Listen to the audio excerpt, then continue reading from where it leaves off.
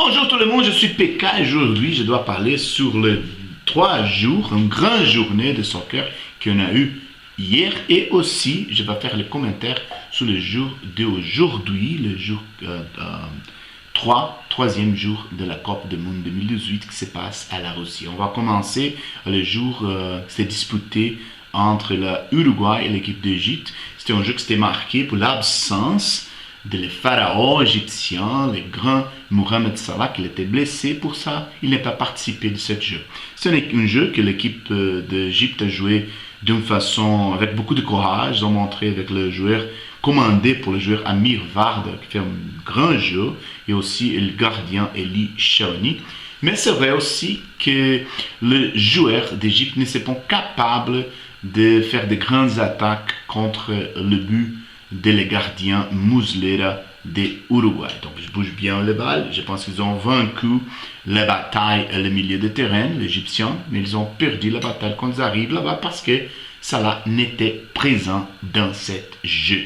Les Uruguayens, de notre côté, ils jouent bien, avec beaucoup de force. Ils montrent qu'ils sont beaucoup lents dans le milieu de terrain, mais quand la balle s'arrive, les attaquants, les forts attaquants de l'Uruguay, comme Cavani qui a joué vraiment bien, fait un grand jeu, il fait donner beaucoup d'assistances à Luis Suarez qui a perdu 3 opportunités dans ce jeu qui n'est pas normal parce qu'il est un grand joueur, un grand buteur, mais cette fois il a perdu beaucoup d'opportunités et aussi la résistance de El Chamani, les gardiens de l'équipe d'Égypte. Donc le jeu marchait jusqu'à le grand final, quand tout le monde pensait que c'était fini, que les équipes vont arriver à une égalité. Et Jiménez, qui c'était le défenseur de l'équipe de Uruguay, s'avançait, il arrive une fois que le ballon s'était lancé à la grande area, il était avec sa tête, il fait le goal. Et c'est drôle parce que dans tous les jours, cette fois, les moments finaux sont vraiment importants. Toutes les équipes font des goals le 3e, le minute final de le jeu. Et ça, c'est passé à ce moment là-bas. C'est comme ça, c'est confirmé comme ça dans ce jeu de Uruguay contre l'Égypte. L'Égypte, maintenant, c'était une situation vraiment difficile. Je vais dire salut pour mes bons amis Alia, qui était là-bas à la ville de Windsor. Mais les choses ne seront pas faciles pour l'équipe égyptienne parce que maintenant, la seule situation pour l'Égypte est gagner contre l'équipe de la Russie qui joue dans cette maison avec Poutine, assistance de Poutine là-bas dans les États. Donc, je pense que les choses seront vraiment difficiles pour l'Égypte pour gagner la Russie qui a joué vraiment bien contre l'Arabie Saoudite le premier jour de cette Coupe du Monde. Donc pour l'Uruguay, d'autre façon, les choses seront plus faciles. Je pense que l'Uruguay s'est déjà qualifié parce qu'elle va jouer contre la faible équipe de l'Arabie Saoudite. S'ils ont gagné le jeu, c'est normal. Ils vont arriver à 6 points et seront pratiquement qualifiés pour la phase prochaine des mondiales. Et l'Uruguay a montré que, oui, beaucoup de joueurs talentueux dans cette équipe, mais il manque quelque chose à le milieu de terrain. L'autre jour, c'était disputé de Maroc et Iran, deux forces islamistes. Et la Légion étrangère de Maroc, qui a 17 joueurs qui sont pas nés à Maroc.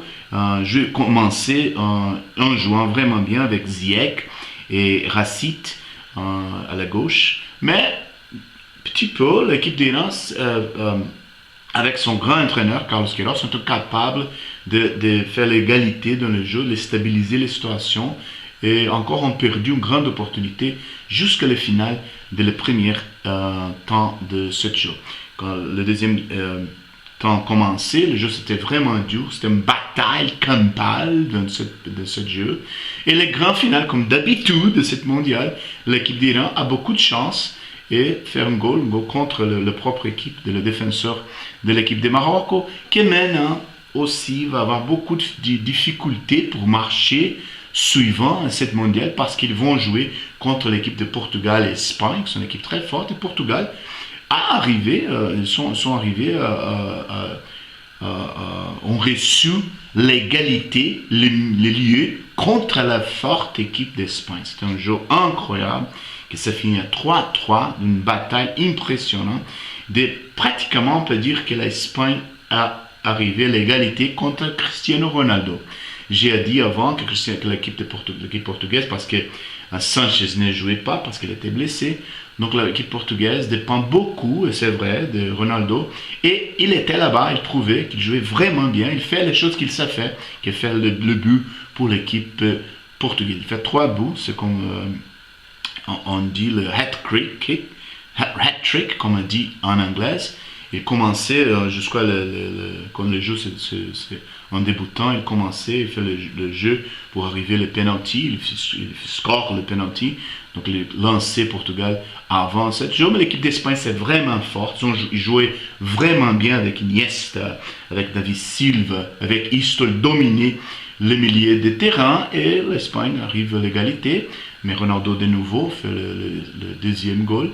Et l'Espagne a encore dominé le terrain de nouveau, score 2 goals. Et quand tout le monde pensait que l'Espagne va gagner le jeu, c'était une faute innocente, une façon stupide de piquer. Et l'équipe de Portugal arrive avec un goal magnifique de Ronaldo arrivé à l'égalité. Et c'est tout. Donc on peut voir que oui, l'Espagne c'est vraiment forte, le milieu de terrain, le système offensif, mais le système défensif d'Espagne manque beaucoup. Et Portugal aussi dépend beaucoup de Cristiano Ronaldo, mais ils ont arrivé à cette égalité qui peut-être va garantir l'équipe portugaise pour marcher à l'étape suivante. Je suis presque sûr que l'Espagne va marcher. Et maintenant, tout après cette égalité, je pense que Portugal va aussi marcher à la prochaine phase. Mais on va dire aussi qu'Iran, c'est dans les disputes. Iran, c'est dans les disputes Maroc. Je pense que c'est d'or. Aujourd'hui, on va avoir 4 jours, une belle journée de soccer. La France va jouer contre l'Australie. Et je pense que c'est une grande vérification pour cette équipe française, qui est une équipe pas traditionnelle française, une équipe pratiquement une équipe formée pour beaucoup des immigrants, comme Kanté, comme Pogba, comme Griezmann. C'est une équipe vraiment forte, une équipe qui n'a pas de grandes étoiles, mais c'est une équipe dont toutes les parts de l'équipe sont fortes. Mais l'Australie a aussi une belle équipe. On a dit que le Moik, c'était le joueur qui bouge beaucoup le ballon. Ils ont Cruz, c'était un joueur que j'aime beaucoup, donc Aaron Moy, Robbie Cruz, et aussi le Crocodile Dundee qui joue avant, que Derek Cahill, c'est lui qui fait le but pour l'équipe australienne. Donc je pense que c'était un jeu dur, un grand test pour l'équipe française, mais je pense que la France doit vaincre ce jeu. L'autre jeu, Pérou va jouer contre le Danemark, et je vais dire bonjour, salut à mes amis de la famille Soto, ça va? Et Pérou, je dis que c'est le carrossel Inca, il joue des grands joueurs de milieu de terrain comme Tapies, comme Cuevas, c'est une équipe vraiment forte, comme Yuton, et aussi avant ils ont des joueurs vraiment intéressants comme Farfan et Carrillo, et aussi à Pablo Guerrero qui a réussi la possibilité de jouer dans cette mondiale. Je pense que l'équipe du Danemark est aussi forte. Ils ont des joueurs comme Eriksson et Sisto avant. Donc c'est une équipe forte aussi. Donc j'espère un grand jeu pour ce jeu. Mais je pense que Pérou, il y a un petit peu d'avantage pour ce jeu. Et l'Argentine va jouer, l'autre groupe, l'Argentine va jouer contre l'équipe d'Islande. Et je pense que Messi et Bilia vont être beaucoup plus fortes pour l'équipe d'Islande qui n'est pas une équipe professionnelle, une équipe qui a beaucoup d'amour, une équipe que tous les joueurs sont comme des familles, mais vont avoir beaucoup de difficultés dans cette partie contre l'Argentine, qui, comme je dit avant, il y a une équipe que je n'aime pas. Et l'autre jour, la Croatie, de Modric, de Rakitic, des grandes techniques vont voir contre la puissance de la forte équipe de Nigeria. J'espère un grand jeu pour cette partie de bataille de la technique contre la force. Donc, c'est toutes mes évaluations pour ce jeu. On va voir le jeu troisième. Au revoir, mes amis!